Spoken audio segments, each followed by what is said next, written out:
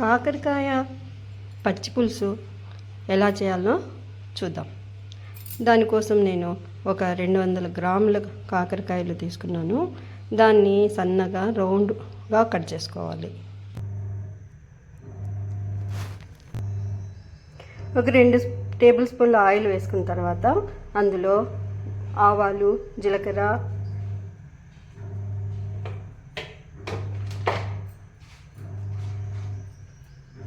వేసుకోవాలి. తర్వాత కొద్దిగా శనగపప్పు వేసుకోవాలి. తర్వాత మనం కట్ చేసుకున్న ఎర్రగడ్డ, టమాటా, పచ్చిమిర్చి, కరివేపాకు ఇవి కూడా ఇందులో వేసి మనము దాన్ని బాగా వేగనివ్వాలి.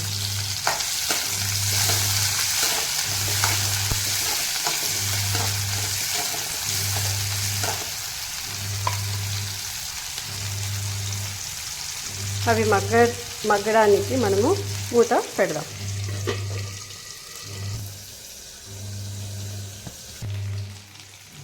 ఇప్పుడు మనము ఈ ఎర్రగడ్డ, టమాటా మగ్గిన తర్వాత ముందుగా రౌండ్గా కట్ చేసి పెట్టుకున్న ఈ బీరకాయల ముక్కల్ని ఇందులో వేసుకున్నాం.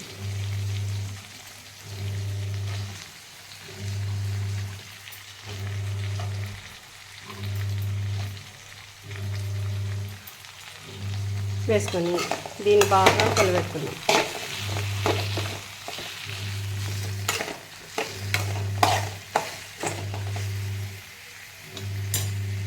దానికి తగినంత సాల్ట్,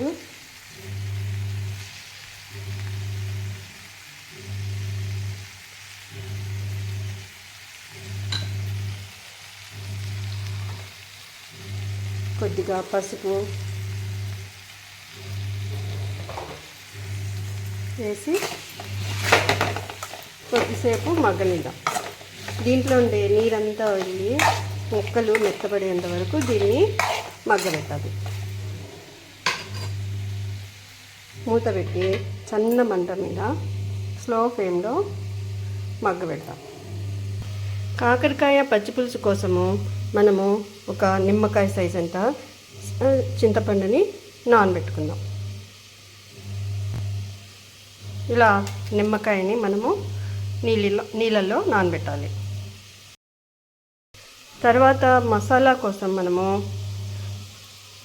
ఒక 2 టేబుల్ స్పూన్ల పప్పులు, కొద్దిగా కొబ్బరి, ఒక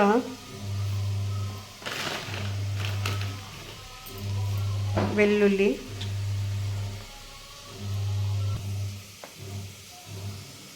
ఇందులో మనము ఒక టేబుల్ స్పూను కారం పొడి, ఒక హాఫ్ టేబుల్ స్పూన్ ధనియాల పొడి వేసుకొని ఇది మిక్సీ కొట్టుకుందాం. ఇందులోనే కొద్దిగా తెల్లవాయలు, తర్వాత కొద్దిగా వేసుకొని మనము మిక్సీ కొట్టుకుందాం.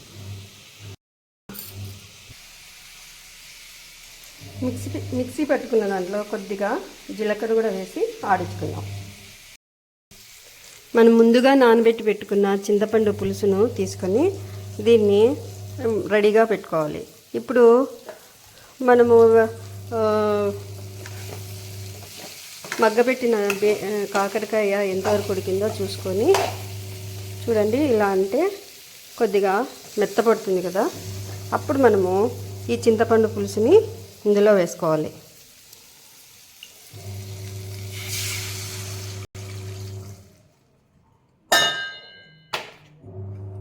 ఇందులో వేసుకొని సన్న మంట మీద మగ్గబెట్టాలి. ఇది బాగా కుతకుతా ఉడికేటప్పుడు మనము మిక్సీ పట్టుకున్నాం కదా, పప్పులు, కొబ్బరి, జీలకర్ర, కారం పొడి, ధనియాల పొడి, తర్వాత కొద్దిగా వెల్లుల్లి వేసుకొని మిక్సీ పట్టుకున్నాం కదా, ఆ మిక్సీ పట్టుకున్న పొడిని మనము రెడీగా పెట్టుకోండాలి. ఇది ఎప్పుడు వేయాలి అంటే ఈ చింతపండు పులుసులో కాకరకాయ బాగా మెత్తగా ఉడుకుతుంది కదా, బాగా కుతకుతా ఉడికేటప్పుడు మనము ఈ మిక్సీ పట్టుకున్న పొడిని వేసి మళ్ళీ ఉడకబెట్టాలి.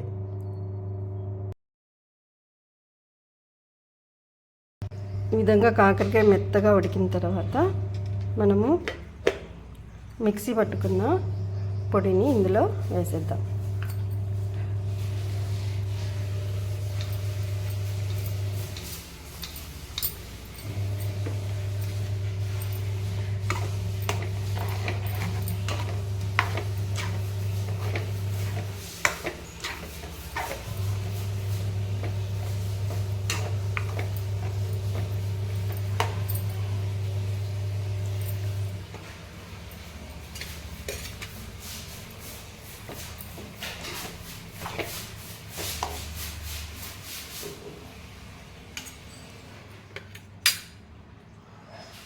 పులుపు సరిపోయిందో లేదో చూసుకొని, ఉప్పు కారం సరిపోయిందో లేదో చూసుకొని దానికి తగినన్ని నీళ్ళు వేద్దాం. నాకు కొద్దిగా నీళ్ళు పడు, ఇందులోనే కొద్దిగా బెల్లం వేద్దాం.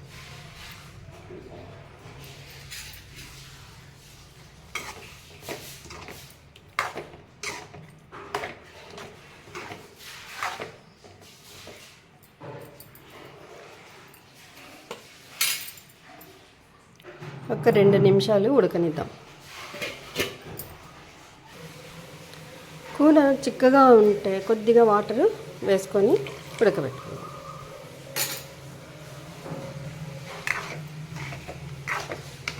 ఈ మాదిరి పలుచగా మనకి అన్నంలో కలుపుకునేమైనా గ్రేవీ పెట్టుకొని ఒక 2 నిమిషాలు మగ్గనిచ్చిన తర్వాత దించేద్దాం.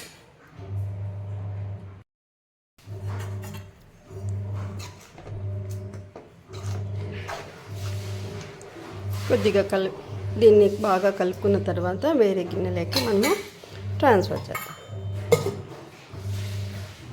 స్టవ్ ఆఫ్ చేసి